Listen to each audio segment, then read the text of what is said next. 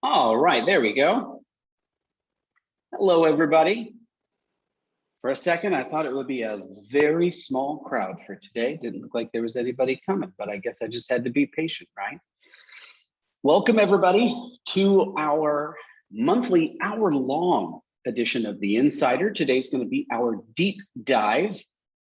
We like to do this, and it's been really great, I have to say, having expanded The Insider to this weekly format. And being able to have some time to focus on things like new features and everything else, and then really kind of giving us the freedom in this session to spend the full hour diving into specific training topics. At least for me, I feel like it's been pretty beneficial. We've been a little bit less rushed, especially when we looked at things like receding. We had so many different ways to go. Hopefully it's been beneficial for all of you, everyone who's been attending, if you've been watching these recordings. If it has, that's great. If it hasn't, if you think there's something we could be doing better on the Insider, I really want this to be something where we can really start to build a really great community of everybody using Virtuous. So let us know. Send us a note. You can send a note to training@virtuous.org and let us know if we're doing something right in some of these Insider sessions. Let us know if there's something that you'd like to see in an upcoming edition of the Insider, or even better yet, if you'd like to participate, if you'd like to share a success story, something that you've done in Virtuous, let us know. We would love to do that. You guys have all listened to my voice enough on videos and recordings and other things. I'd love to hear your voices, sharing your stories of things that have worked for you in Virtuous, things that you've learned along the way. And I'm sure everybody else would like to hear that too. So that would be great. Okay, well, you've got me on camera for today. So this is nice. We don't have to do just the audio thing. I apologize, though. The downside is you do have to see me. But before we get into the meat of everything here, we've got a few little housekeeping items as usual. Right, so we are recording today's session. Excuse me. And it will be available in the support center afterward, right? We do that all the time. And to make sure we get some good, clean sound, well, as clean as we can get. I know there's a bit of an echo in here. We do have everybody muted just for today. But we love to hear from you. So please go ahead. If you've got a question as we're going through, if it just comes to mind, go ahead and submit it. If you can use the Q&A box, that's great, because that way we can make sure we don't lose track of your question. And we can address that when we get towards the end. If you've got some thoughts, if you want to share something, you can also hop into the chat and let us know. And I say us because, of course, I'm not flying solo today. You've got me. Anyone who doesn't know me, I am Scott Richards. I'm the Director of Training here at Virtuous. And I've got Rachel with me, Rachel Specht. She is our product trainer, the newest member of the training team here at Virtuous. Rachel will be hanging out with all of you guys in the chat, being as social as can be. Certainly, probably more so than me. How you doing, Rachel? I'm doing great today. How are you doing, Scott? I'm spiffy. I've had plenty of coffee, so no matter what happens, I'm good. I'm great. That's great. Coffee is good for anything. Yes. I have actually my blood is made up of 1/4 coffee. The rest of it, regular blood. Supposedly the doctor says right. It's okay. That's all that matters. That's it. All right, so you'll have Rachel in the chat hanging out. You can certainly get in there, share some thoughts. I'd love for this to be as lively as can be. I know last time we did our hour-long webinar, we had a pretty lively sort of side chat going on, which is fantastic. In terms of what we're going through today, we're really going to look at all of the different gift data that's available on a contact record. And this has been sort of a theme for this year, all of these deep dives. We really wanted to dive into some key features, and we didn't want to dive into just marketing automation. I feel like we talk a lot about that, but we wanted to talk about those features that you're using day to day, right? As a user, we started talking about just contacts and individuals, and we talked about the campaign structure, right? We've looked at gift processing, we looked at receiving, we looked at all these different things. We spent, I know, one of our hours just talking about tasks and contact notes, right? And we actually spent an hour talking about tasks and contact notes. There's a lot to talk about. And so today we're going to look at all the different gift types, the different gift options that are available on a contact record when you're viewing that contact record, and not just, gift type, which is itself a field, but you've got gifts, you've got pledges, you've got recurring gifts, you've got gift asks, you've got planned gifts, you've got pass-through gifts. There's all these different types of things. What do they mean to me when I'm looking at that contact record, trying to tell the story of who that donor is? That's really it. And then, of course, taking that story a little bit further is to look at statistics. Sorry, I'm looking at my other monitor over here. I'll be doing that sometimes. You'll just have to bear with me. But looking at some of the giving statistics that are available in Virtuous and looking at the story that those statistics can tell about your donors. There are a lot of giving statistics available. And I know sometimes some folks feel a little bit overwhelmed by all the different choices there. So we're going to look at some of the patterns that exist in some of those statistics. When you break those down into those patterns, hopefully it gets a little bit easier to start to look at what some of the key stats might be. And then, of course, if you've got questions, hopefully we've got answers. So go ahead, send those in. We made sure we've carved out some time to address those as we go. Want to make sure we can get those in as best we can. Checking on time. Okay. So we're going to dive right in here. Look at that. We got special effects and everything. And again, I wanted to do this within the context of a Virtuous record. I feel like, we've got our glossary. We've got our article that defines all the different statistics and what they mean in Virtuous. And those are all sort of abstract, right? So great, that's a great concept, but how does that apply? So instead of doing this in PowerPoint, kind of playing around with a bunch of definitions and things, I did want to spend our time today in the actual product. Oh, stop PowerPoint, geez, Lou, it's not question time yet. Apologies there. But we'll switch over here to Virtuous. Here, you know what? I'll make this a little bit bigger. I know I have a big monitor just in case, that way everybody can see it.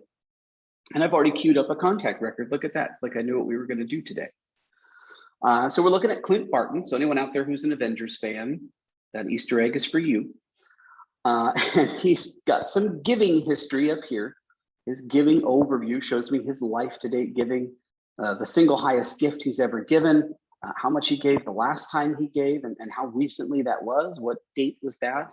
So that gives me a nice little snapshot of his giving right there, using some of the statistics that we're going to talk about in just a little bit. And then as we go over here to the giving tab, this is where I can see all the detailed giving information.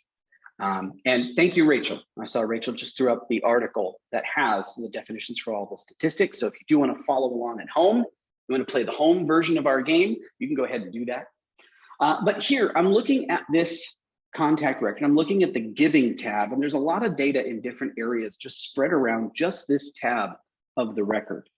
And to start with, right, we default to gifts. That's the main thing that we want to look at here, is what financial gifts have they given, right? And so any of those gifts will be listed right in here.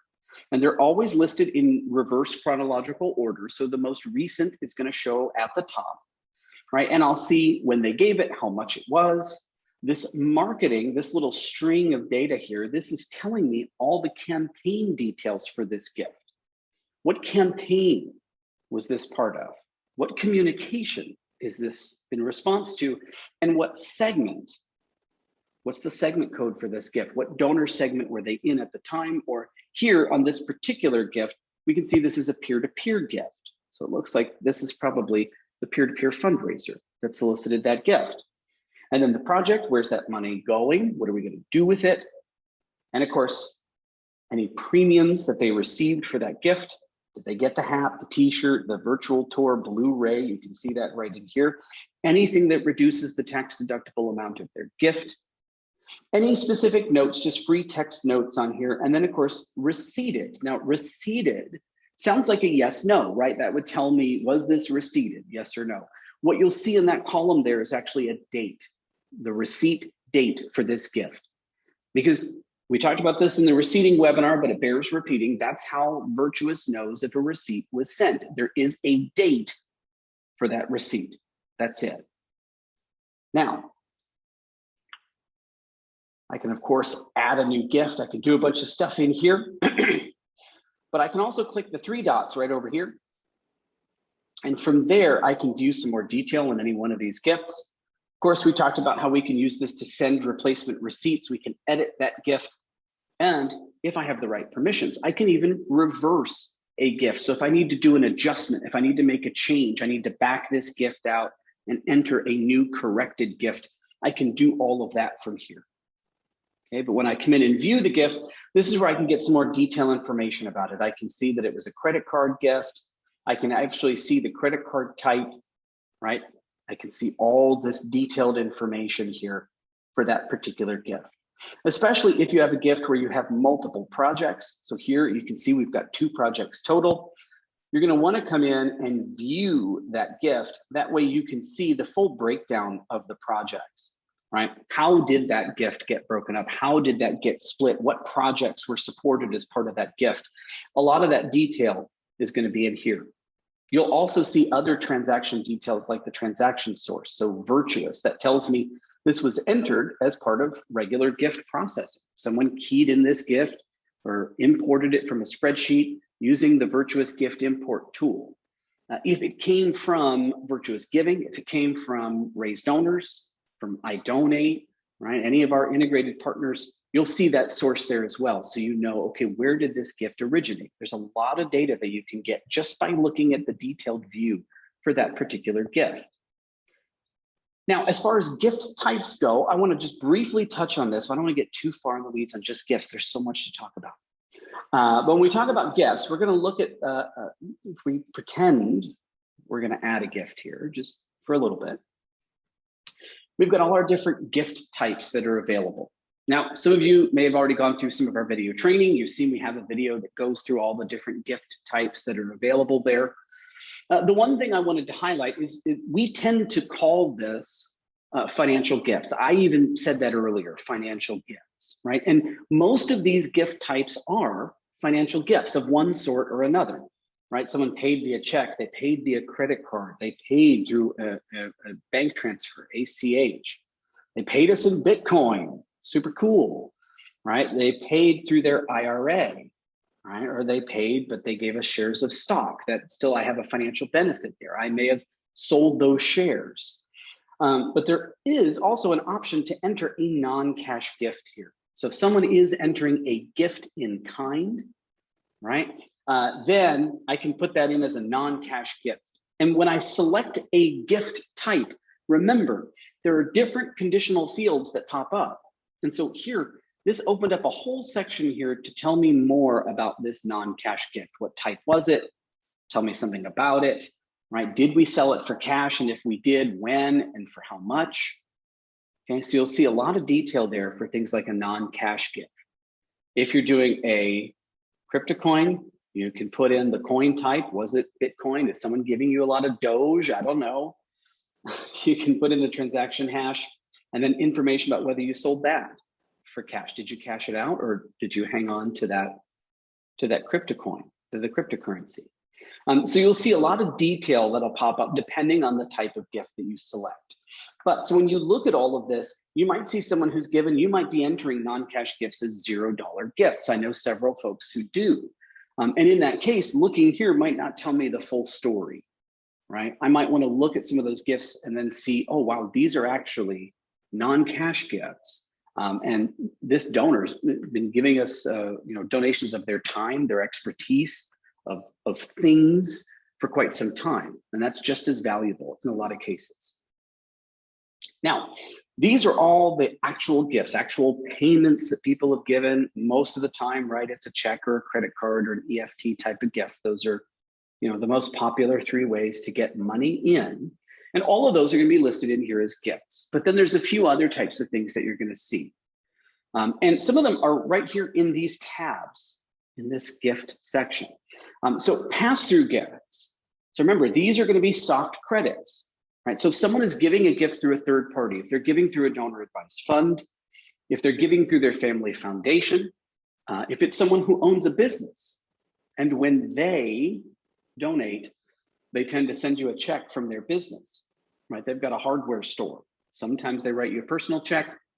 Sometimes you get a check from the store. You know, it's still from that donor, so you could make them the pass-through giver on that gift from the hardware store. I can see all of those gifts listed in here. I don't have to go anywhere separate. I don't have to do anything crazy to see these gifts. They're all listed out separately though, because I do have to treat them separately, right? I can't receipt this donor for this gift. That's the big distinction with the pass-through gift. But I still want to see, well, how much are they giving via pass-through? If I come into a contact record and they don't have very many gifts, but they do have quite a long list of pass-through gifts, that tells me a lot about them. That tells me how they like to give. That would also tell me, quite frankly, they're probably a really good donor. If they're giving through a donor advised fund, a family foundation, wow, they've probably got enough capacity. They can make a really significant gift if they haven't already. We've got planned gifts also right in here. He hasn't made a planned gift yet, but anyone who has given an estate gift, a bequest, right? You'll see those under planned gifts. So they're separated out. They are a separate object entirely from a gift. A gift can be related to a planned gift. I can come into any gift in here, and if I were to edit that gift, I can say, hey, these dollars, this $50, that would be pretty small. This $50, this is actually a payment, and it's related to this specific planned gift, and I can choose from my drop down here. Okay, so again, anytime there's a payment, anytime you're receiving dollars, it's a gift, and it gets related to that separate object, that separate planned gift that represents the commitment that someone made to give that planned gift. The same concept applies when we talk about things like pledges and recurring gifts. So a pledge is fundamentally different from a gift. I think we all know that colloquially anyway. But when we look at this in Virtuous, right, there's other systems, I know, we're not going to name names, but there's other systems out there where a pledge is simply a different type of gift. And all of that falls under gifts. Here, we separate those out because a pledge is a very different thing. So the pledge, again, represents the commitment that someone has made. And when we talk about a pledge, right, a pledge represents a commitment to a total sum of money over a very specific time frame, whatever that time frame might be. Someone might have pledged to give you here $10,000, right? And he said he was going to fulfill that by, what was that, December 2019, and he did. Someone could pledge to give you $25,000 over the next 5 years. They may agree to a specific pledge schedule. They may just say, I'm going to give it to you over that amount of time. And the schedule is going to be what it's going to be. I know both of those scenarios exist quite commonly. But the key with the pledge, the two keys, if I go in and I add a pledge, and I can do that right from here, right? I've got a total sum that someone's committed to, and I've got this expected fulfillment date. So that's when I expect that pledge commitment to be completely fulfilled. That's when I expect this to be honored. Oh, geez, I can't do math. Nah, that's a little bit better. There you go. It's because it's monthly, sheesh. So I do have to pick a frequency.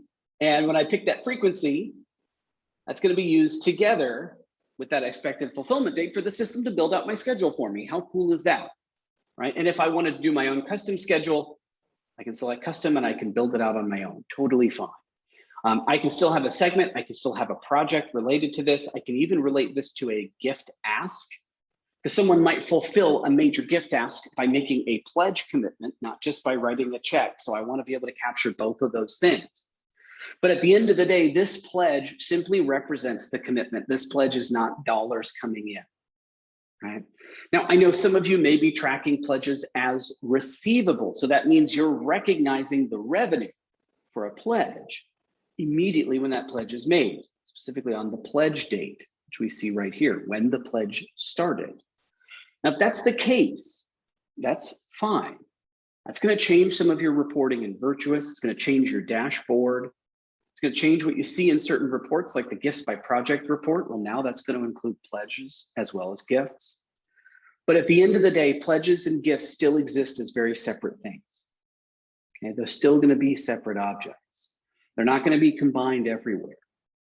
For example, in a query, if I go to pull a gift query, whether I'm tracking pledges as receivable or not, it's never going to pull pledges into that query. They're still going to be two very separate things.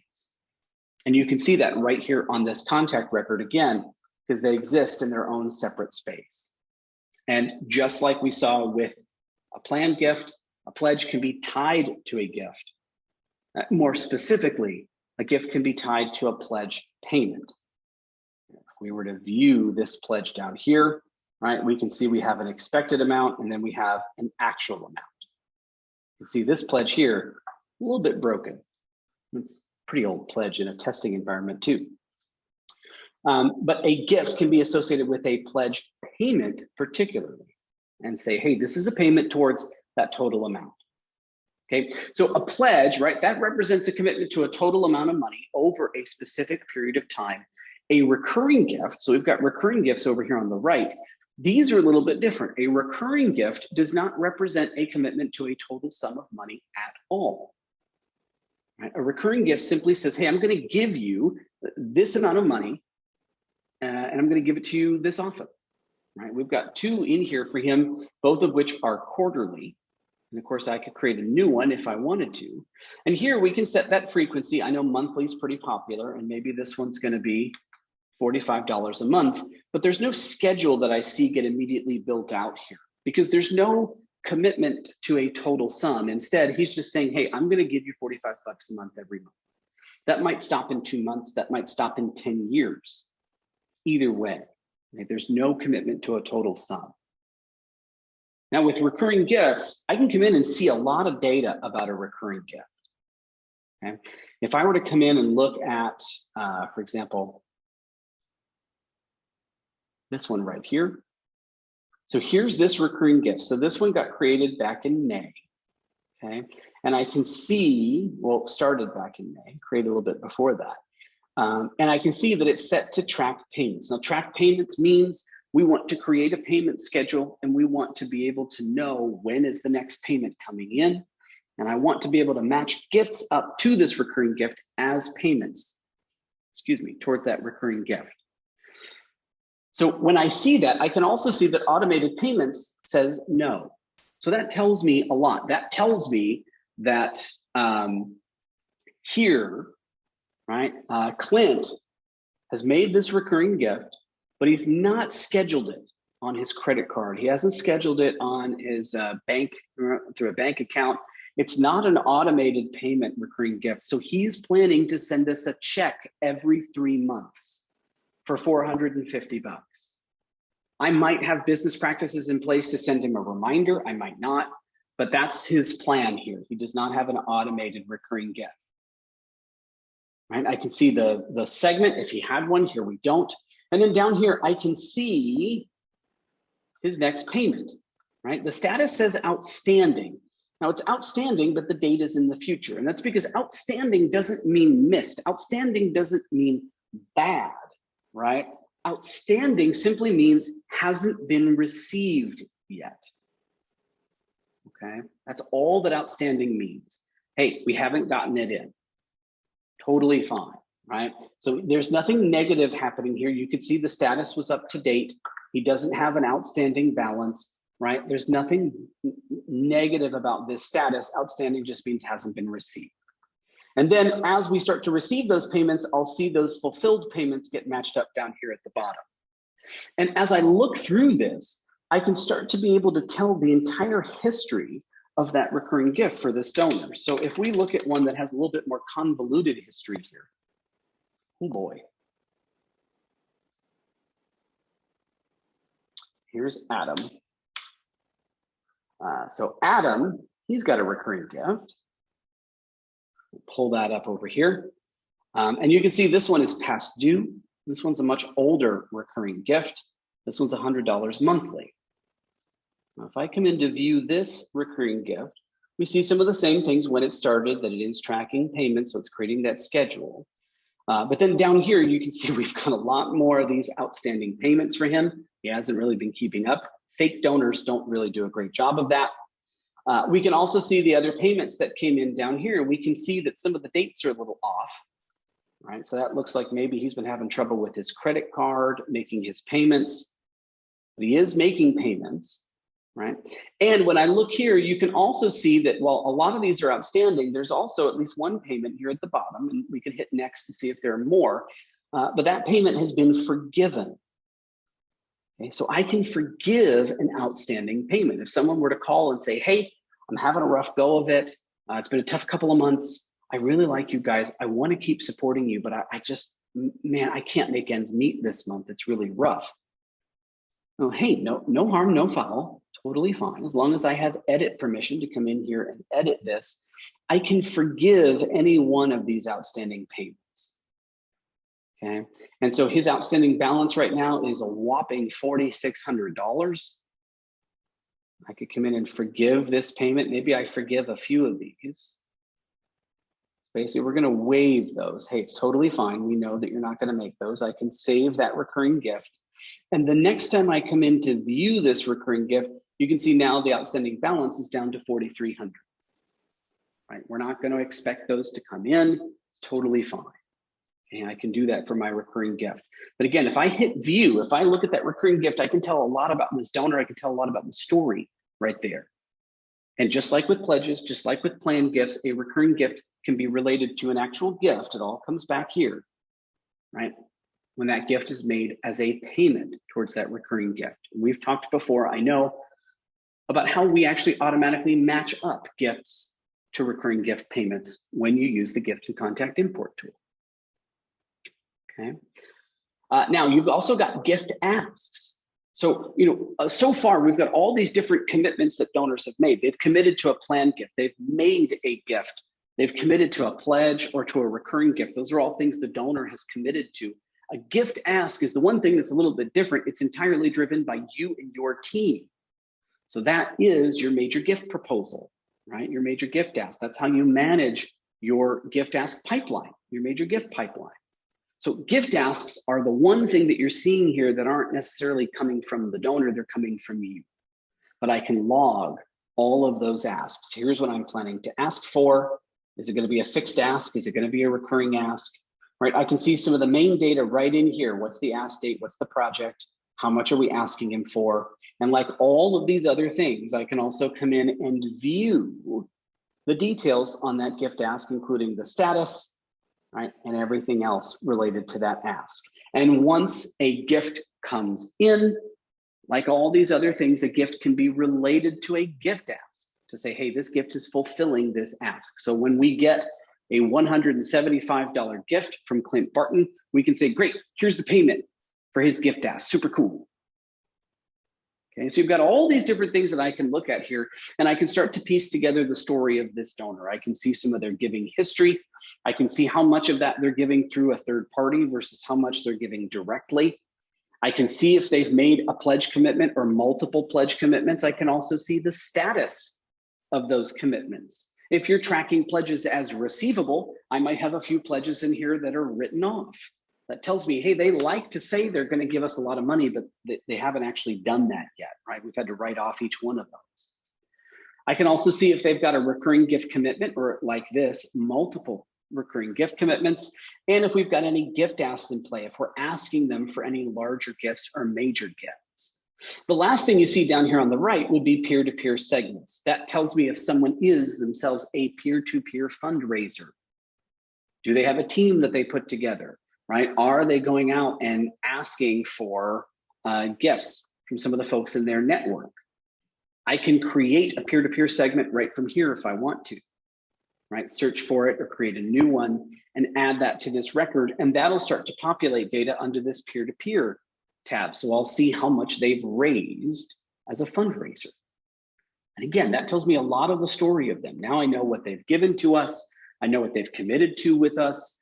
I know what we are planning to ask them for or are currently asking them for. And I could also see, oh, wow, and they've been going out and raising money on our behalf from some of their friends, from some of the folks in their network. All of those things tell me a slightly different story about the type of donor that I'm looking at. But the big thing here too is to remember these are all separate objects. They are all separate things. There is no, okay, let me look at all the gifts, which includes recurring gifts and includes pledges, right? They're separate things.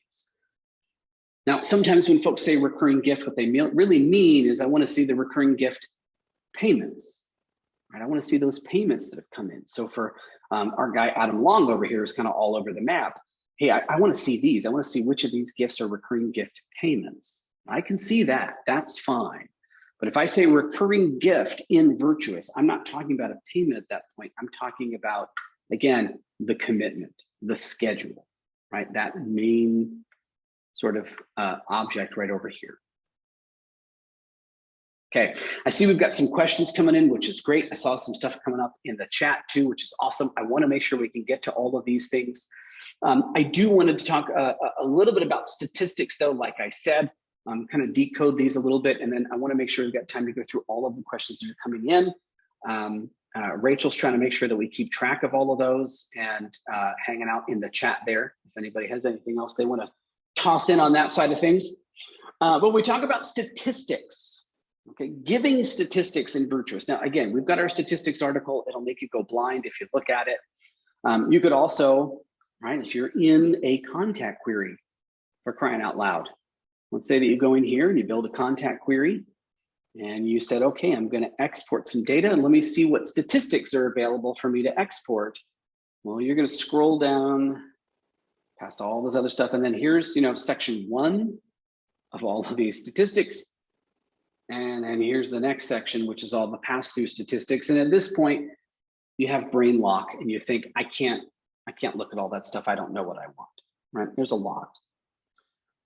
There's a lot to uncover, right? When it comes to statistics, a lot to unpack. And so I want to look at that in a little bit of a different lens, okay? Specifically, what we see here on the contact record again.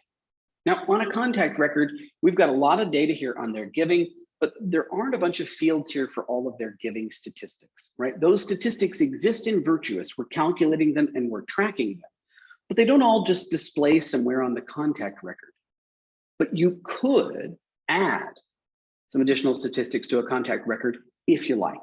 And a lot of doing that happens by customizing your widget selection right up here at the top. Remember, this giving overview, this relational giving, these are both contact widgets. And just like the widgets on your dashboard, you get to customize these. I'm going to click on the 3 dots over here, and I'm going to remove this widget. Now, we talked about the story that it tells when someone is giving directly versus giving pass-through, right? Especially, hey, if their pass-through giving volume is much higher, that tells me a lot about how they like to give, what type of donor they are, right? So here, I could click to add a widget, and there's a bunch of these you could add, including the pass-through giving overview. Now, if I'm focused on pass-through giving, I kind of like being able to get this side-by-side view so that I can see how much someone has given life to date. So he's given that much from 12 different gifts. You can see he's given $3,000 in one shot over here as a pass-through gift. Okay, and you'll see that these statistics are in alignment. So same thing, single largest gift, most recent pass-through gift, but now I can view those side by side. And without having to dig into these 2 tabs here, I could be right on the overview tab. I don't even have to get into the giving tab. And right away, I can tell, okay, here's what's going on. Here's what type of donor they are right out of the gate. Okay. Now, maybe instead, I like to include pass-through giving in my giving overview over here. That's up to you. You can mix all that stuff together. You can get your chocolate in them, my peanut butter, all you want, totally fine. Okay. So I can include pass-through giving. That's going to change my totals over here. You can even see it changes the most recent gift and everything else. And then over here, if I've got pass-through giving included, well, I don't need to have that in a separate widget anymore. So I can remove this one and I can add some different widgets. And one of the neat things over here is that you can build your own custom widget. Totally fine. And you can call this my widget. And then you can pick from this list of all of these giving statistics. And again, your eyes are going to roll back in your head. You're going to think, oh my gosh, what have I done to myself? So let's talk about all these different statistics. Okay. When we look at statistics, there are patterns to the giving statistics that are available in Virtuous. Okay. First off, there's 3 different types of giving totals. When we say giving totals, those can be over different time frames, right? We have giving totals for calendar year. We've got giving totals for fiscal year. We've got giving totals for life to date. Okay, we even have giving totals for a rolling year. So that's 365 days back from today up until this point. That's a moving target, that rolling year, right? But for all of these different time frames that are kind of set in the system, and we're not even talking about second last year, third last year, right? Those are all calendar year sorts of things. But for these different time frames, you've got 3 different totals available. So you've got giving. Using life to date as the example, life to date giving. So that tells me how much someone has given over all their time directly, them writing a check, them processing a credit card, them giving me cash, whatever it is. Then you've also got your life to date pass-through giving. Okay, so life to date, and again, we're talking same sorts of time frames now, right? Calendar year, fiscal year, all these same things. So life to date pass-through giving, that tells me how much they've given, again, through a third party. So for our guy Clint here, we know we had 4,700 and change in life to date giving. We had 3,000 in life to date pass-through giving, 2 separate totals because 2 very different types of giving.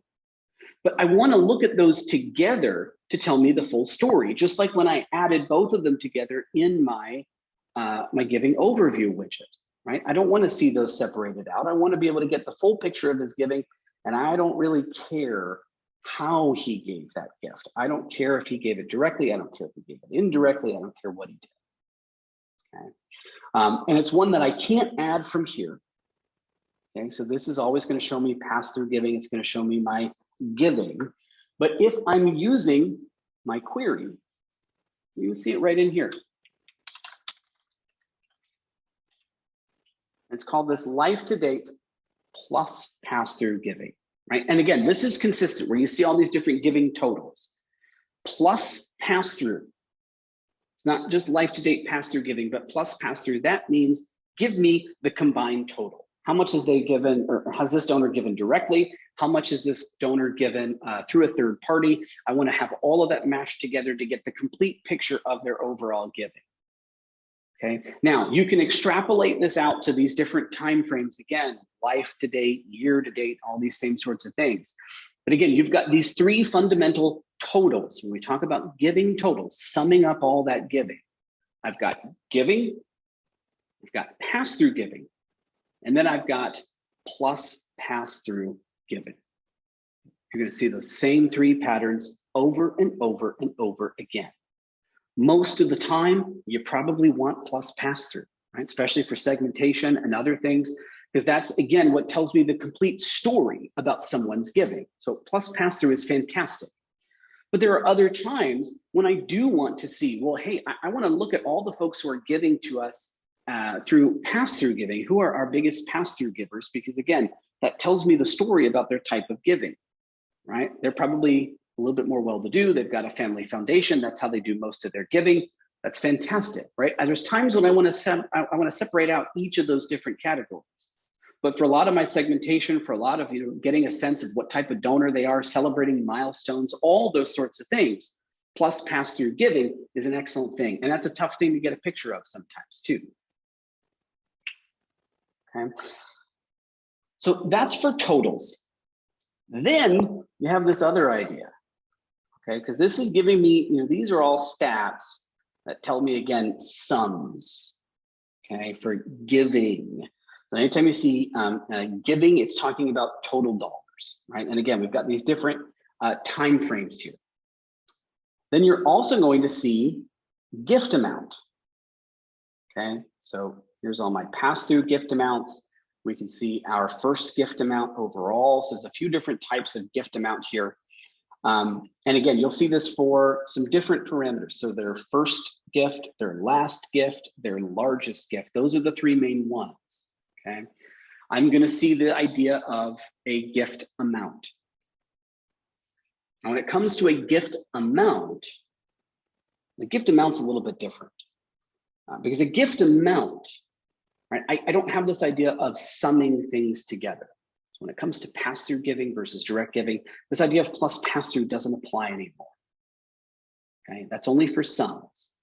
When it comes to gift amount, instead, I'm going to have a separate statistic for someone's first gift amount. I'm going to have a separate statistic for someone's first pass-through gift amount.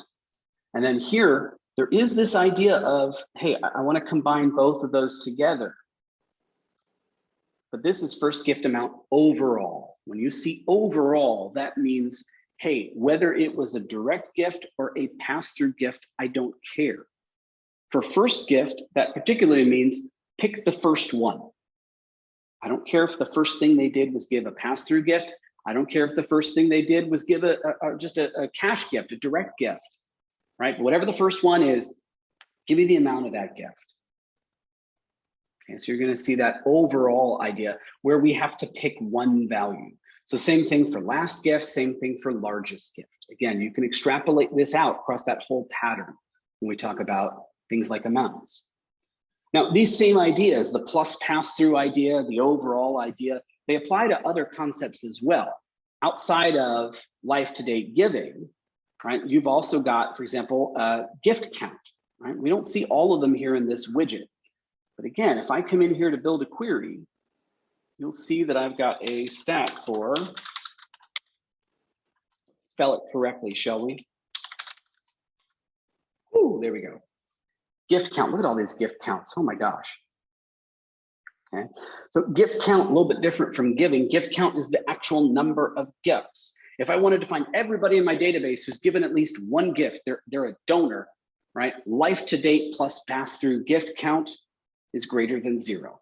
That means they've given a gift. I don't care if it's a direct gift or a pass-through gift, they've given a gift. But here we're talking sums, right? We're summing up gift counts, the number of transactions, so the plus pass-through applies. Okay, if I'm talking about date,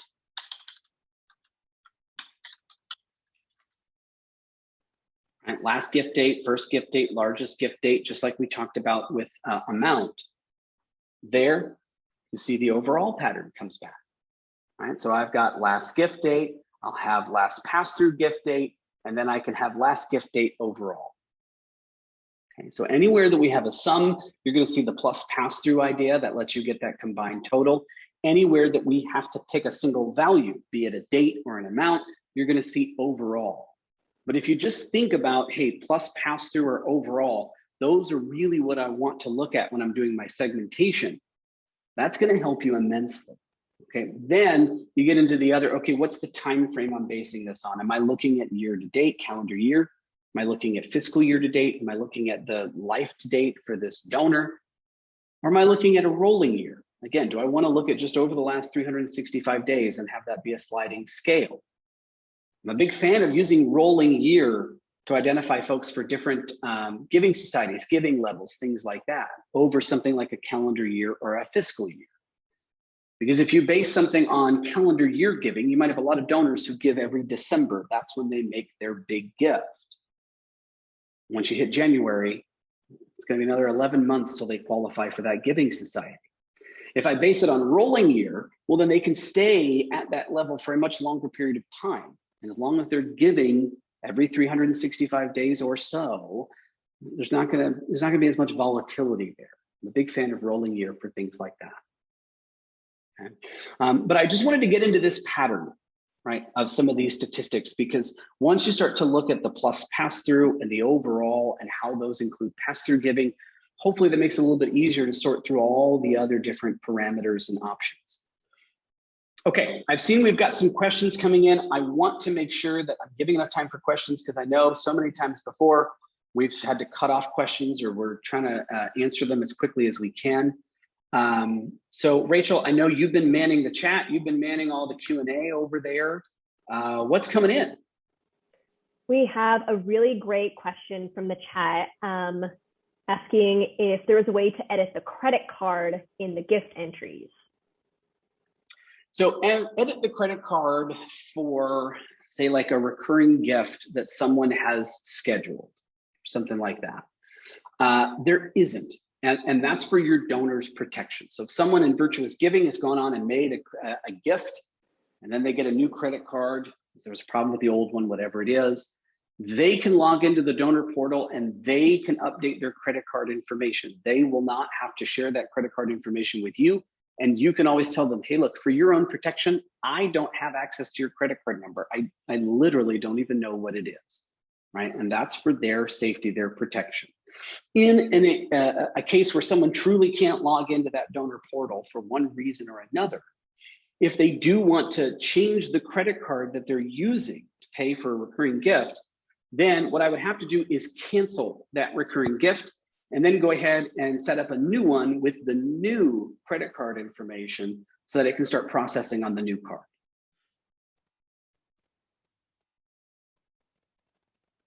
Hopefully that helps. All right. Thanks, Scott. What else? It looks like we've got a couple questions asking if there's a way to change the default widgets at the contact level for all records. So giving overview, custom widget, virtuous scoring, and ask. Well, yes, as a matter of fact, there is.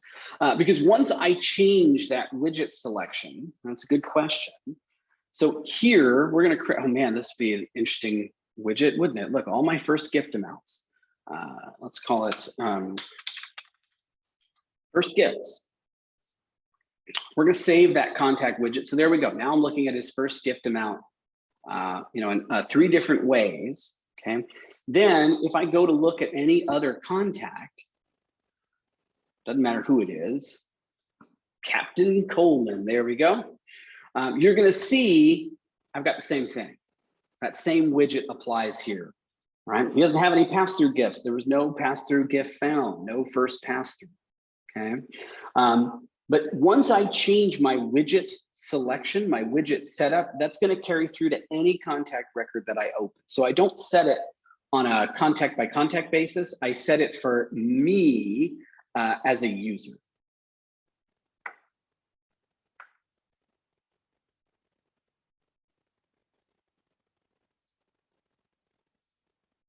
Hopefully that helps. Awesome. I think that's a really helpful feature in a lot of our giving statistics. We did have a question about gift types, and I know you talked a lot about crypto coin and Dogecoin, which is close to my heart. Somebody asked, we did have a question. If you have a wire, then does it go under EFT? Really, it's largely up to you. For most of our clients that have wire transfers, a lot of folks I've talked to, they'll put those in under other for gift type, right? Because like most things, you do have that sort of safety net, that catch-all for other on the gift type. And that way they can keep that separate from the actual EFT or ACH gifts that are being processed. So if you wanted to do that and you wanted to set those up as other, you could. If you wanted to say that any wire transfer is going to go in as EFT, you could. Don't forget, you have the ability to define custom fields at the gift level. So if you wanted to have a custom field to identify specifically wire transfer gifts, you can. The biggest thing, and this is true across the board with gift processing, right, is to be consistent, to make sure that internally you have your own business process documentation so everybody knows if I do have a wire transfer, what am I doing? And that way the data is going to be consistent so that you can report on it easily. The last thing you want is one person always does it as an EFT and the other person always does it as other, because now I've really lost a lot of consistency across my data.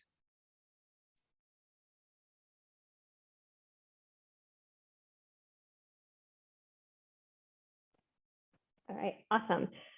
We have another question. Is there a way to edit pledge after they are entered to make payments automatically apply?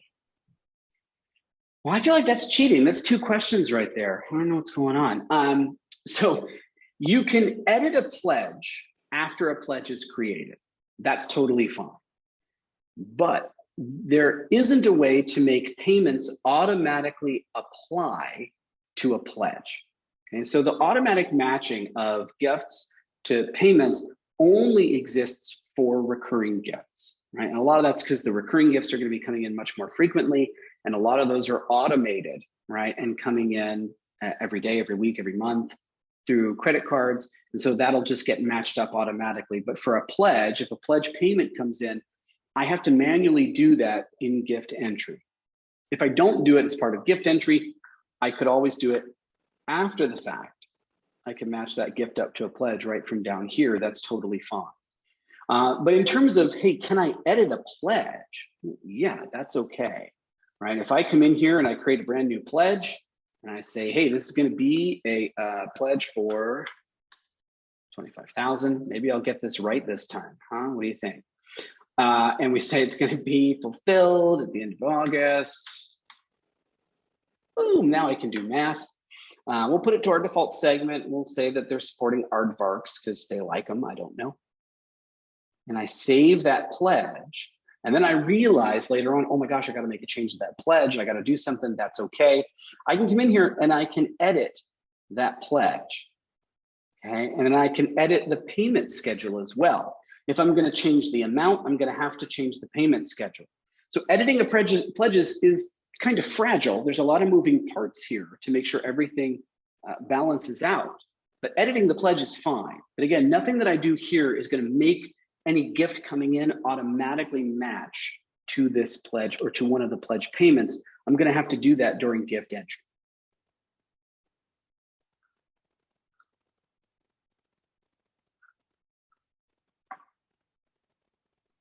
Thank you, Scott. You betcha. Could you show an example of a planned gift and how a gift record ties to it? Sure, why not? If I come in here to plan gifts, look at that, he's got none. Terrible. But I can come in here and add a planned gift, okay? And for those planned gifts, just like you have gift types when it comes to gifts themselves, you also have gift types here, but they're planned gift types, right? Is this an annuity, perpetuity, or is it a will and bequest? A lot of planned gifts I know may fall under will and bequest, depending on what you're doing. You can set a frequency. So if it's an annuity, right, that frequency. You can set the anticipated amount and anticipated start date. Now, this is not required, right? But if you have an idea of when you think that's going to happen, a little bit weird in a will and bequest scenario, I know. You're basically saying, how healthy are you? But you can do that number of occurrences and what the current value is for that planned gift. I think I have someone who has a planned gift already. This here you can see is a custom field. So the planned gift source is not one that you're going to see when you go ahead and do this. But for reporting and tracking, you can tie this to an individual on the record and a segment and a project. And kind of like a gift ask, you can tag a team member in here. Who is it that brought this planned gift in? Okay. So if I said it's going to be $100,000.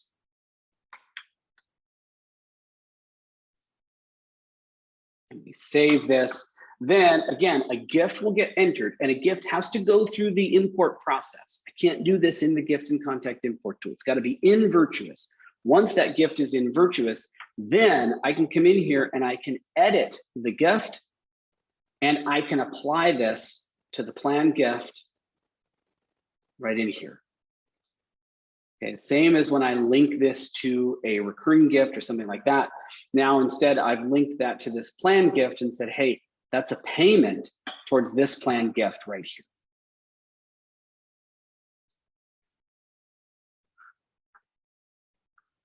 Oh man, we got more stuff coming in. This is great.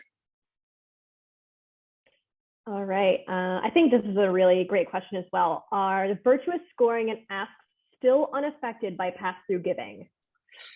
Currently, yes, they are. They're really looking at direct giving. We've been looking at making some changes to some of the scoring and also including, in some cases, some of the external wealth data that we bring in. So that's something that we want to improve over time. Those of you that have been banging around on the roadmap, I know we released that last month as part of our release. You'll see, if I remember correctly, I can't remember which category it's in, but one of those cards on there is for making some improvements to some of the scoring. So it's on the roadmap, as they say. Awesome. So we have another one. Can you show us how to do a query for all giving through gifts? So for example, that we can assign orphans if their gifts were for certain projects, for example. So I think this has multiple parts to it. Yep, and so giving through gifts sounds like and you can correct me if I'm wrong, Fatima, it looks like that question came from you. If we're looking for pass-through gifts, we say through gifts, but I can certainly go ahead and query for gifts that have a pass-through giver on them, probably the easier way to do it. But if I go in here to the query tool, I can come in here and I can go ahead and create a gift query. And I can set my time frame, whatever time frame I'm looking at. So maybe I set a certain date range. Gift date is on or after 90 days ago. So gifts that are in the last 90 days, right? I want some kind of date boundary or temporal boundary on this thing just to set my starting parameter. Then I can come in here and I've said this, I think, on maybe every insider, I'll say it all the time. I can't stress enough using the type ahead search to find your query parameters. There was a time maybe when I knew most of the query parameters off the top of my head. I don't have them memorized anymore because the product has gotten way bigger than I can keep track of in my brain. I use it all the time to type in just pass through, right? And see, okay, what are the things that are available for pass through? I can't remember the name of the specific parameter, but I know it's related to pass through. Just type pass through. You're going to see all of the different options that you have available, right? And that first one, pass through is set or is not set. So if I say pass through is set, this query right here is going to give me all of the gifts over the last 90 days that have a pass through giver on them right there, right? And then I could go even further. So if I'm looking to see if they don't have projects on them, right? Or if I want to see if they have the right project on them or whatever, I can go ahead and do that. You can add project data in here, right? You've got the same ability to say project is known or is not known, right? So let's see, I don't know what we're going to get out of this. This is what you get in a sample database, right? Hey, look at that. We got two pass-through gifts in the last 90 days. Where the project is known. I don't know if we'd have any where it's not known. But from here, then if I needed to do something additional, if you need to edit the gift, you can edit that specific gift right from here, right? If I need to change the project, if I need to make sure it's applied to a particular gift ask, you can see I can select a gift ask on the pass-through record, right? I can select a pledge or a recurring gift on the pass-through record if I want to apply it there. Whatever action I need to do, I can do it right from here. All right, I hope that helped, or that was the right answer there. All right, I know we're pretty short on time. Anything else that's sitting there in the queue, Rachel, or are we looking good? All right, there is one more question. Always it is a little unclear to me. Assuming no financial users are limited in their widget choices for individual contact records, could we get a little clarification on that question if you have a moment? Well, and it sounds like, and I'm going to take a guess, just time being a factor, and then if I'm wrong, you can yell at me. But if I'm a user who has no access to financial data, right? So I'm not allowed to see gift data at all, then my widget selections are going to be very limited. You're correct in terms of what I'm allowed to see on a contact record, right? And when I go to add in a new widget or something like that, I'm going to have fewer things available to me, right? If I'm limited and I can't see financial data and I also can't see statistics, I don't really see anything up there at all. Okay, but if I wanted to, I do have two widgets in particular that are specific to non-giving information. Those are the volunteer details and the volunteer overview. So if I want to keep track of how many hours someone on this record has volunteered, and he's done none, he's completely lazy. I can go ahead and do that. I can see how many hours he's volunteered life to date or year to date, or even use the volunteer details widget to get some specifics on the types of things that he's volunteered for, okay? But if I have no access to financial data and no access to statistics, you're right, I'm gonna see a lot of open real estate in this blue bar because I can't really see that data. Okay, I know we're right at our time. Thank you, Rachel, for keeping track of all of that and hanging out there in the chat. I appreciate that. Looking forward to having Rachel on some more of these webinars. I just saw a question come in asking if statistics is separate. Yes, they are two separate permissions. There's your bonus answer. Don't forget, you've got someone can have read permission on gifts, and then there's also a separate permission for view statistics, two very separate things. No financial data users, if you're using that permission out of the box, they don't have either one of those, okay? But they are separate.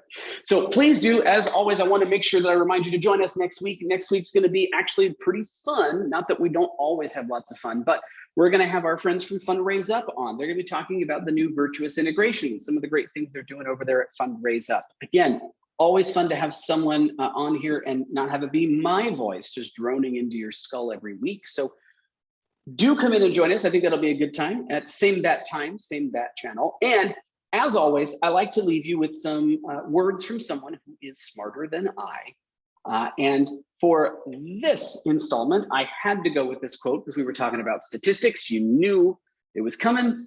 There are three types of lies: lies, damn lies, and statistics. Of course, just a way of saying, hey, you can manipulate statistics to tell any story that you want if you're really good at math. Now, I did put down that this is attributed to Mark Twain, super famous American riverboat enthusiast. But interestingly enough, he actually is not the originator of the quote. He's just the one who made it the most famous. And he made it famous in his autobiography, quoting someone else at the time, which is actually pretty neat. Okay, there you go. There's your bonus knowledge for today. Thank you, Rachel, so much for being here today. Thank you, Scott. This has been an amazing and insightful session, and I hope it has been as helpful for everyone as it's amazing stuff. Excellent. Who doesn't love talking about gifts and statistics for an hour?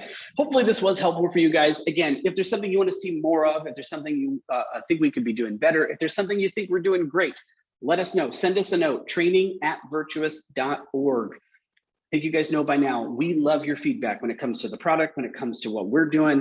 We want to make sure that we're providing you all the best help, the best tools, and the best experience that we can. Thanks, everybody. I'll talk to you next week. Thanks, everyone.